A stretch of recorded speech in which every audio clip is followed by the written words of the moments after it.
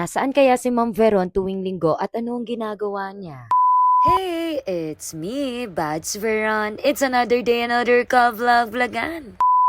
At ito na nga po, isi-share ko po sa inyo kung ano yung mga kaganapan ko tuwing linggo. Grabe, na-miss ko nga mag-voice over at gumawa nitong ka-vlog-vlogan. Paano naman kasi nakaka-inspire yung mga ibang estudyante tuwing nakikita nila ako, lagi nilang sinasabi yung intro ko. And big shoutout nga sa mga memorize na ang, hey, it's me, Bads Veron. It's another day, another ka-vlog-vlogan. At ito na nga yung usual routine ko tuwing umaga. Pagkagising ko talaga dapat uminom ako ng kape. At alam nyo ba, pagkagising ko hindi talaga ako nagsasalita hanggat hindi pa ako nakakainom ng kape. At habang nagkakape nga ako, dito ako nagdi-devotion o nagme-meditate. Pagkatapos, chinecheck ko kung ano yung mga nagawa ko na at mga dapat ko pang gawin. Para kahit papano, nache-check ko yung sarili ko kung may progress o nagagawa ko yung mga dapat gawin. Dahil sa totoo lang, medyo nagiging makakalimutin na nga ako ngayon. Dahil minsan, kapag hindi ko ito nasulat sa notebook, hindi ko talaga nagagawa. Tuwing Sabado at Linggo nga, ito yung panahon ko para gumawa ng lesson plan at ng PowerPoint. Pero sa totoo lang, mas maganda nga gawin sila tuwing Friday. Kaso minsan talaga, sinasabi ko sa sarili ko, deserve kong magpahinga. At sa kaka-deserve ko nga, nawawala na yung time management ko and discipline.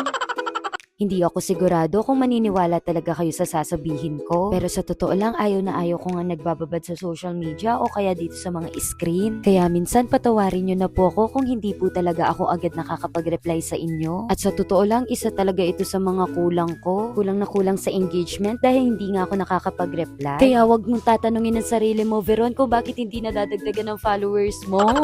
At ito nga, pagkatapos ko nga maglinis ng kaunti sa kwarto ko, bumaba na nga ako. At habang may tao nga sa CR na nakita akong map, at nagkunwari ko na rin nga akong nagmamap para dagdag dito sa video.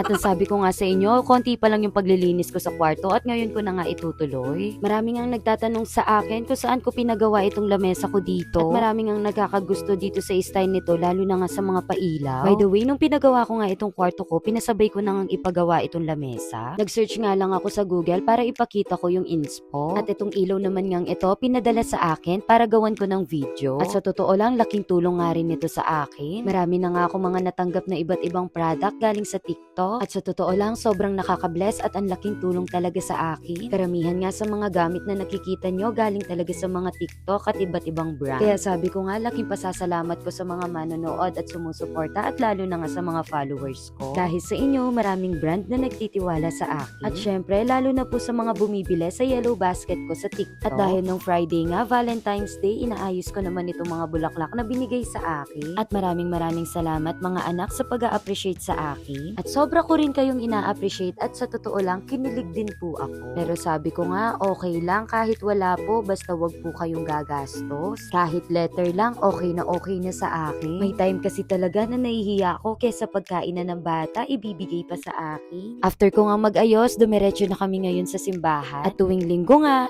dapat God's Day. Pero syempre, hindi lang tuwing linggo, kundi everyday. After nga namin magsimba ni Sir Neil, nagkaroon nga kami ng usapan na magkaroon kami ng post-Valentine's Day. At sabi ko nga dito na lang sa Vista Mall kasi after nito may tutor pa ako. At dito na nga namin napiling kumain sa Chicken Deli. At habang naghihintay nga ng pagkain, ang pinaka-date talaga namin pag-usapan ang DepEd ranking. And finally, dumating na nga yung pagkain namin. Sa totoo lang, hindi naman talaga date to, kundi kakain lang talaga kami. Dahil hindi nga kami nakalabas ng Valentine's Day na pag-isipan namin kumain ngayon sa labas. Pero medyo bibilisan lang namin dahil may tutor nga ako. At buti na lang nga parehas kami ng profession ni Sir Neil kaya nagkakaintindihan kami pagdating sa oras dahil alam naman natin sa isang relasyon, pangalawang mahalaga ang komunikasyon. At lalong-lalo na nga ngayon ang communication namin laging tungkol sa DepEd ranking.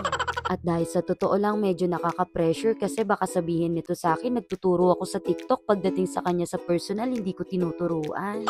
And ayun na nga, after ilang hours dito sa Vista Mall, dumiretso naman ako sa cutie ko. And yes, nag-tutor na nga ako ulit. And sabi ko nga mag-tutor ako ulit, basta may time. Grabe, parang kailan lang yung cutie ko, mas matangkad ako sa kanya dati at ngayon mas matangkad na sa akin. Parang kailan lang, grade 4 pa siya noon at ngayon grade 6 na nga. Grabe, hindi na talaga natin mapipigilan ng panahon at tanggapin natin na medyo tumatanda na talaga. O siya, hanggang dito na lang po dahil pag uwi ko nito, gagawa ulit ako ng PowerPoint at ng lesson plan at mga trabaho.